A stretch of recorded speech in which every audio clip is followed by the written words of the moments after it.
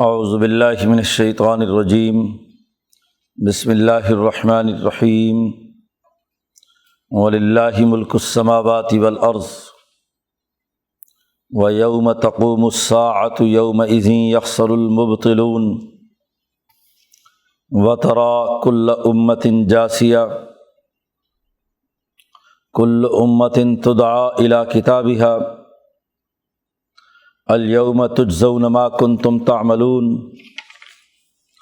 ھذا کتابنا ینطق علیکم بالحق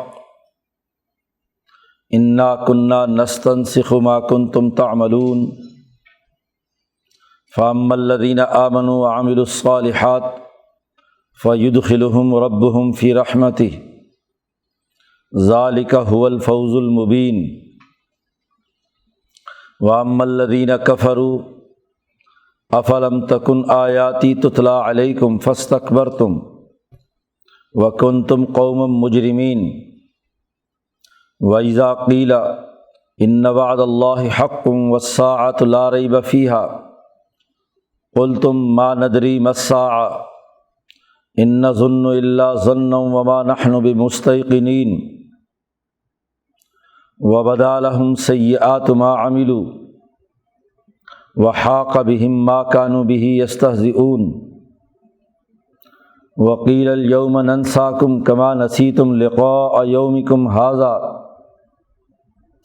ومأواكم النار وما لكم من ناصرين ذلكم بأنكم اتخذتم آيات الله هزوا وغرتكم الحياة الدنيا فاليوم لا يخرجون منها ولا هم يستعتبون فللہ الحمد رب السماوات ورب الارض رب العالمین وله الكبریاء في السماوات والارض وهو العزیز الحکیم صدق اللہ العظیم۔ یہ سورۃ جاثیہ کا آخری رکوع ہے۔ جیسا کہ یہ بات پیچھے واضح کر دی گئی کہ ایک مسلمان جماعت اور وہ لوگ جو جرائم کا ارتکاب کرنے والے ہیں وہ دونوں ایک جیسے نہیں ہو سکتے، فرق اور امتیاز واضح ہے۔ ایک طرف وہ ہے جو خواہش پرست ہے، جس نے اپنی خواہشات کو اپنا خدا بنا لیا ہے اور اپنے علم کے حصول کے تینوں ذرائع ختم کر چکا ہے، نہ سنتا ہے، نہ دیکھتا ہے، نہ دل سے بات سمجھتا ہے۔ وہ اس آدمی کے برابر کیسے ہو سکتا ہے جو علم و شعور رکھتا ہو، مشاہدہ بھی اس کا قوی اور مضبوط ہو، سماعت بھی درست ہو اور قلب اور دل بھی پورے طریقے سے بات کو سمجھ لے۔ دونوں برابر نہیں ہو سکتے۔ اس کا موازنہ پچھلے رکوع میں کیا گیا۔ اب یہ بات واضح کر دی کہ وہ لوگ جو ظلم و ستم کی اساس پر حکمرانی قائم کرتے ہیں، خواہشات کے مطابق حکومت بناتے اور چلاتے ہیں، ان کی تباہی اور بربادی کا وقت آ چکا ہے، دنیا میں بھی اور آخرت میں بھی۔ اور جو لوگ صحیح راستے پر چلنے والے ہیں، یقینی علم کی بنیاد پر معاشرے کو درست خطوط پر قائم کرنا چاہتے ہیں، وہی کامیاب ہے۔ اب اس وقت حکمرانی ذات باری تعالیٰ کی پوری کائنات پر قائم ہونی ہے، اس لیے آخری رکوع میں اعلان کر دیا وَلِلَّهِ مُلْكُ السَّمَاوَاتِ وَالْأَرْضِ، اللہ کی بادشاہی اور حکمرانی ہے آسمانوں اور زمینوں پر، اسی کی حکمرانی ہے، اور اس کی اس حکمرانی میں فیصلے کی گھڑی، قیامت کی گھڑی آیا چاہتی ہے۔ وَيَوْمَ تَقُومُ السَّاعَةُ يَوْمَئِذٍ يَخْسَرُ الْمُبْطِلُونَ، جس دن قیامت ہوگی اور ہر ایک کی قیامت اپنے اپنے دائرے کے مطابق دنیا میں بھی ہے۔ الساعہ گھڑی اور قیامت بدر میں آئی، پھر فتح مکہ، تمام غزوات کی صورت میں۔ تو یہ جب گھڑی آئے گی تو یخسر المبطلون، اس دن باطل لوگ، جھوٹے لوگ خسارے میں ہوں گے، نقصان اٹھائیں گے۔ ایک دنیا میں یہ خسارہ ہے، اور ایک حشر کے میدان میں جو تمام لوگ جمع ہوں گے، وہاں بھی باطل نظام خسارے کا شکار ہوگا۔ یومئذ یخسر المبطلون، اس دن تم دیکھو گے وَتَرَىٰ كُلَّ أُمَّةٍ جَاثِیَةٍ، آپ دیکھیں گے کہ یکے بعد دیگرے ہر قوم گھٹنوں کے بل گری ہوئی ہوگی۔ جاسیہ کہتے ہیں کہ تھک ہار کر اچانک جیسے انسان گرتا ہے اور گھٹنوں پر چوٹ لگتی ہے، کھڑا کھڑا ایک دم دھڑام سے گرے اور آگے والا حصہ گھٹنے زمین پر، ذلت اور رسوائی کی حالت ہوتی ہے، عجز و انکساری، ٹوٹ پھوٹ، گویا کہ ان کے گھٹنے ٹوٹ جائیں گے، تم دیکھو گے۔ چنانچہ صحابہ کی جدوجہد اور کوشش سے یکے بعد دیگرے مکہ کے ظالم اس قوم کے گھٹنے ٹوٹ گئے، مبتلون کے۔ پھر قیصر و کسریٰ بتدریج ان کے نظام حیات ٹوٹ کر صحابہ کے قدموں میں گر گئے۔ تو نبی اکرم صلی اللہ علیہ وسلم سے کہا جا رہا کہ ترا، آپ دیکھیں گے کہ کل امت جاسیہ، ہر فرقہ، ہر گروہ، ہر قوم وہ گھٹنوں کے بل گری پڑی ہوگی، ان کے نظام حیات تمام کے تمام ٹوٹ پھوٹ کا شکار ہوں گے، ختم ہو کر رہ جائیں گے۔ کل امت تدعی الی کتابہا، ہر قوم، دنیا کا ہر نظام، جو کچھ ان کے نامہ اعمال ہوں گے ان کی طرف بلائے جائیں گے۔ جنہوں نے غلط کرتوت کیے ہیں، غلط کام کیے ہیں، جرائم کیے ہیں، باطل نظام بنائے ہیں، تو ان کے وہ باطل نظام اور ان کے تمام چیزیں ہم نے لکھی ہوئی ہیں۔ جیسے ایک فرد کے لیے منکر نکیر ہماری طرف سے لکھ رہے ہیں، ایسے قوموں کے اجتماعی فیصلے بھی ہمارے پاس لکھے جا رہے ہیں۔ تو جو ہر قوم کے نامہ اعمال میں اجماعی طور پر جو اچھائیاں یا برائیاں ہیں وہ بھی ہم نے لکھی ہیں۔ آگے تفصیل بیان کی اللہ پاک نے کہ ہر ایک کا نامہ اعمال ہمارے پاس ہے، اور اس نامہ اعمال کے مطابق انہیں پکارا جائے گا۔ غلط کام کیے ہیں تو ان کی سزا کا وقت ہوگا، اور اگر اچھے کام کرنے والی ہیں قومیں تو ان کی ترقی اور کامیابی ہے۔ الیوم تجزون ما کنتم تعملون، جو تم عمل کرتے رہے ہو ان تمام کا آج تمہیں بدلہ دیا جائے گا۔ ایک بدلہ دنیا میں ایک درجے کا ہے، اور کامل اور مکمل حساب کتاب اور نامہ اعمال حشر کے میدان میں پیش کیا جائے گا۔ وہاں ہم کہیں گے ھذا کتابنا، یہ ہماری کتاب ہے، یہ ہمارے پاس لکھا ہوا تمہارا ڈیٹا ہے، ینطق علیکم بالحق، تمہارے خلاف گواہی دے رہا ہے، ٹھیک ٹھیک سچائی اور حق کے ساتھ۔ کیوں؟ اس لیے کہ انا کنا نستنسخ ما کنتم تعملون، ہم نسخہ بنوا رہے تھے، اس کا ڈیٹا کاپی لکھوا رہے تھے۔ استنساخ کہتے ہیں کسی عمل کو کاغذ پر نقل کرنا، نسخہ بنانا اسی سے ہے۔ نستنسخ، ہم لکھواتے جاتے تھے جو کچھ کہ تم عمل کر رہے تھے دنیا میں، تمہارے تمام اعمال، اور ہر امت، کل امت تدعی الی کتابہا، ہر قوم اپنے لکھے ہوئے کی طرف بلائی جائے گی کہ ان کا لکھا ہوا کیا ہے، انہوں نے کیا عمل کیے ہیں، کیا انہوں نے کردار ادا کیا ہے۔ تو ہم پورا لکھ رہے تھے، بلکہ آڈیو اور ویڈیو ہر چیز ہماری بن رہی تھی۔ تو جیسے ایک فرد کی ہے، ایک خاندان کا بھی ایک نظام ہے، وہ بھی تحریر ہوگا۔ میاں بیوی بچوں کے حقوق کی ادائیگی کے حوالے سے اس فیملی سسٹم کا بھی ایک نامہ اعمال اجتماعی ہے۔ ایک محلے اور ایک شہر اور ایک ملک اور ایک قوم، ہر ایک کا نامہ اعمال ہے۔ اس کے مطابق اس پوری قوم اس پورے محلے، اس پوری خاندان، فیملی، اس فرد کا حساب کتاب ہونا ہے۔ تو مکے والوں کا بحیثیت مجموعی جو نامہ اعمال تھا اس کی سزا بدر کے اندر ان کو دی گئی، اور پھر کامل اور مکمل سزا جس سے کوئی آدمی نہیں بچ سکتا، وہ تمام کے تمام وہاں حشر کے میدان میں سزا ہوگی۔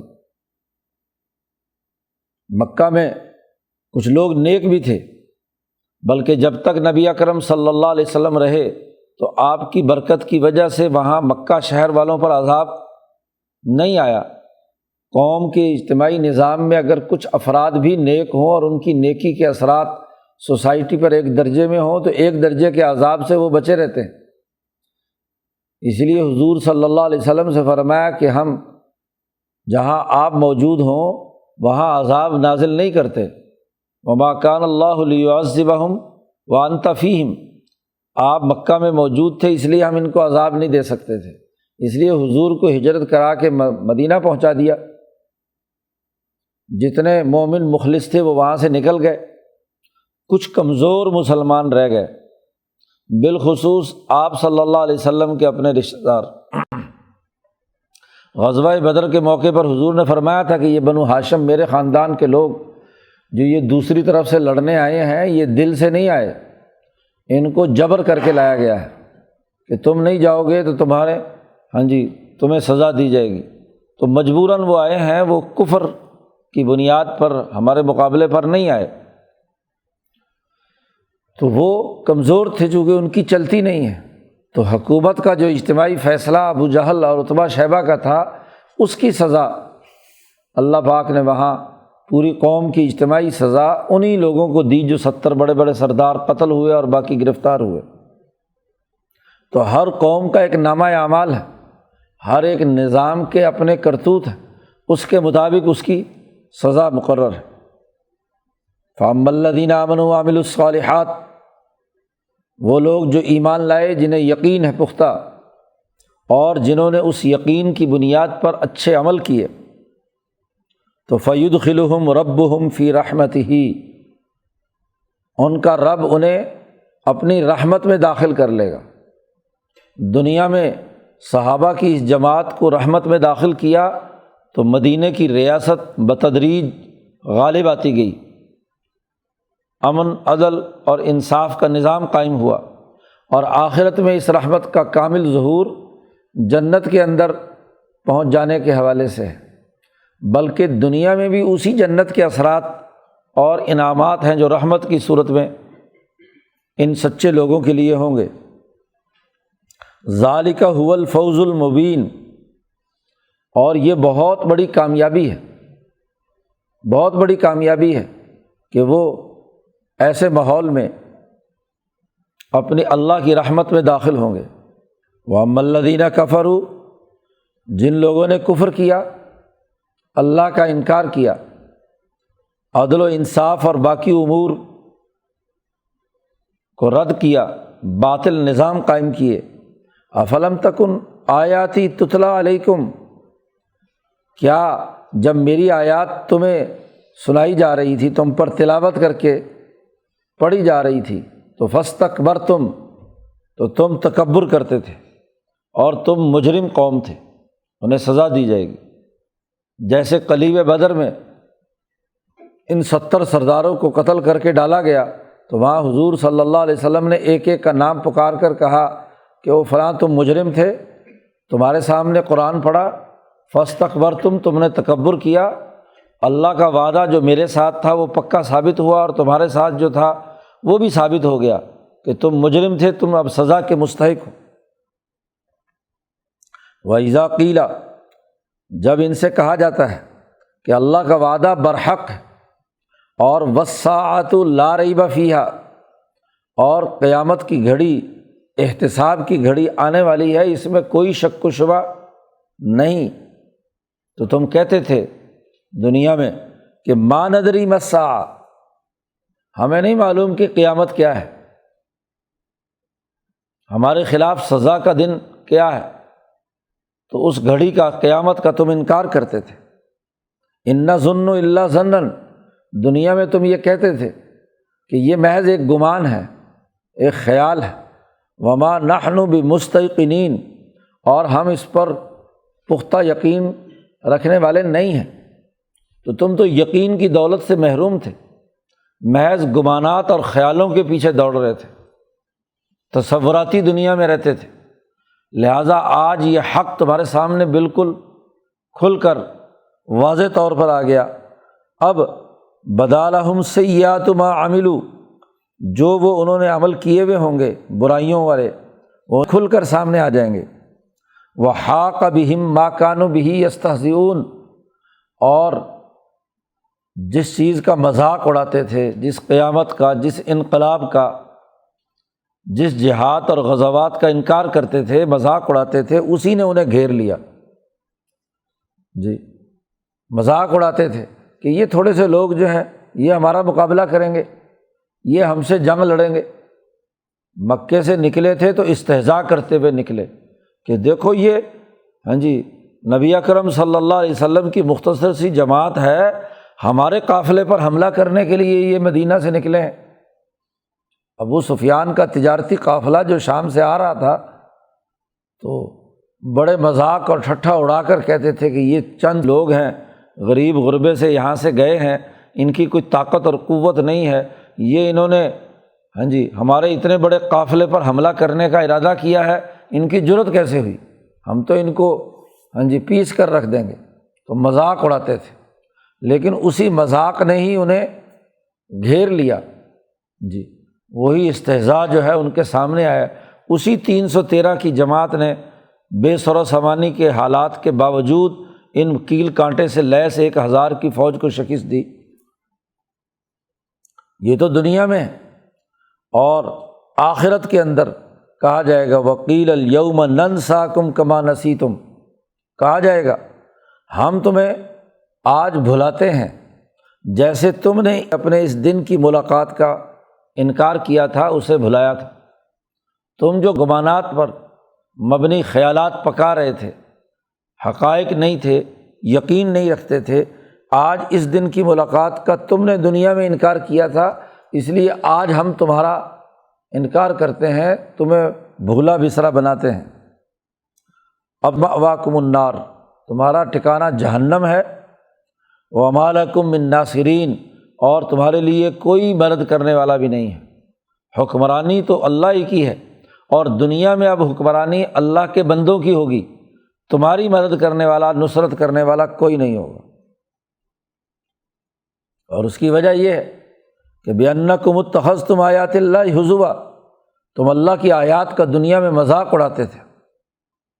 وَغَرَّتْكُمُ الْحَيَاةُ الدُّنْيَا، دنیا کے مال و دولت نے تمہیں دھوکے میں مبتلا کیا ہوا تھا۔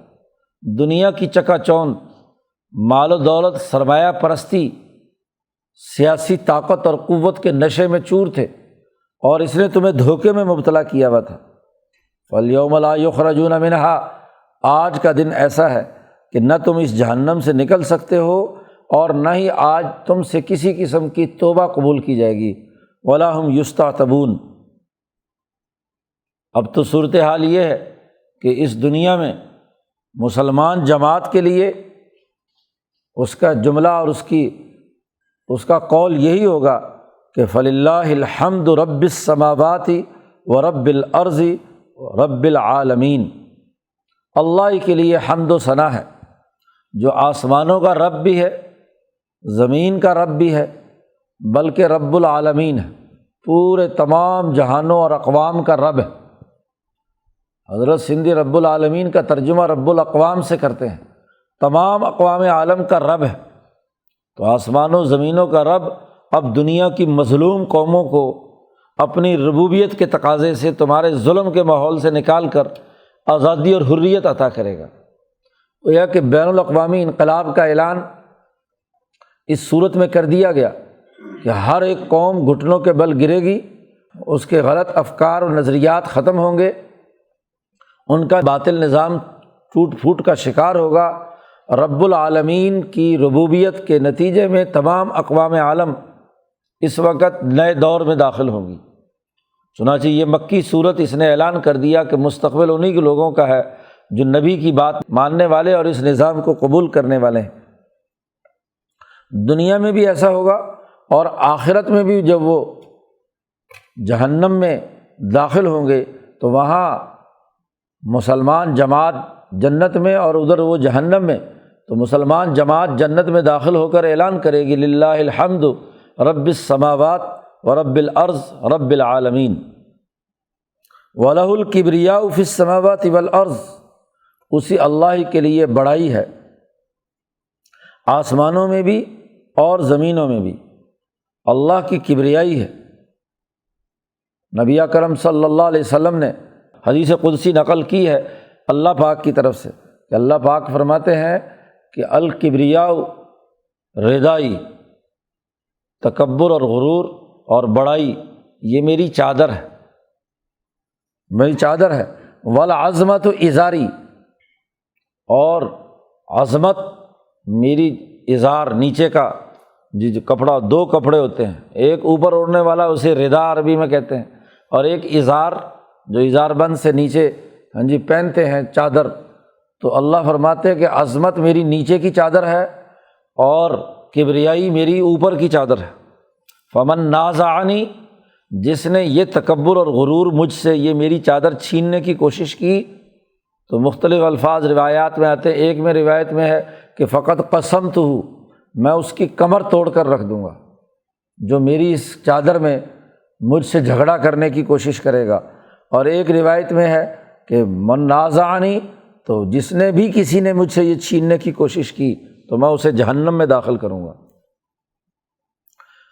تو یہ عذاب اس لیے کہ تکبر اور غرور کا نظام دنیا میں اقوام عالم کو اپنی متکبرانہ سیاست اور متکبرانہ معیشت کا حصہ بنانے والے کا کے مقابلے میں ان کی شکست کا اعلان۔ وَهُوَ الْعَزِيزُ الْحَكِيمُ، اور وہی اللہ زبردست ہے، حکمت والا ہے۔ سورت کا آغاز بھی اسی سے کیا تھا، تنزیل الکتاب من اللہ العزیز الحکیم، اور سورت کا اختتام بھی ذات باری تعالیٰ کی اسی صفت پر کیا ہے کہ وَهُوَ العزیز الحکیم۔ تو اس کی طاقت، قوت اور حکمت کا لازمی تقاضا ہے کہ اب اس کتاب مقدس قرآن حکیم کا غلبہ ہونا ہے، اور جتنے ویل لکل افاک اثیم، جتنے جھوٹ کرنے والے اور مجرم ہیں ان کے لیے تباہی کا وقت آ پہنچا ہے۔ اور تم دیکھو گے کہ ترا کل امت جاسیہ، تمام اقوام گھٹنوں کے بل گر کر اسی حامیم، یعنی یہ جو اجمالی نور نازل ہوا ہے، یہ ان کے غلط افکار و نظام کا قلع کما کر کے غالب آئے گا۔ تو بین الاقوامی انقلاب اور اس کے غلبے کا اعلان، اس کی تفصیلات شریعت کے تناظر میں اسے یہاں اس صورت میں مبارکہ میں بیان کیا گیا ہے۔ اللہ تعالیٰ قرآن حکیم کو سمجھنے اور اس پر عمل کرنے کی توفیق عطا فرمائے۔ اللہ